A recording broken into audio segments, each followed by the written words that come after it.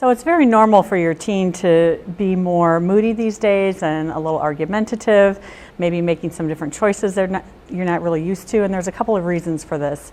One is that it's very developmentally appropriate.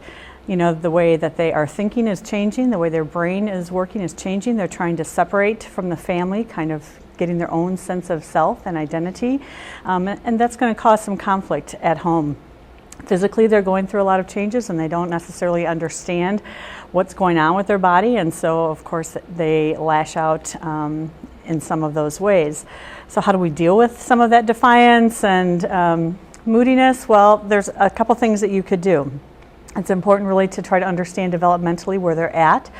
It's also important to continue to have very clear expectations for them and set limits. They need that structure and routine that you have provided all the way up to this point. Just because they're high schoolers and getting older doesn't mean that we should back off on some of those things.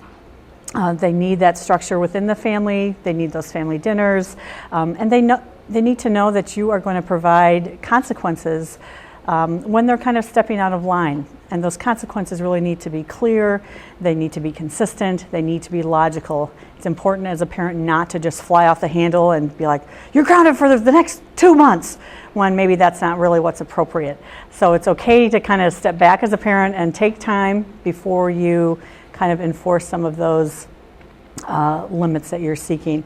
And most of all, really, you know, they need that encouragement to make good choices. You need to try to empower them and not handle things for them. That's a really important piece.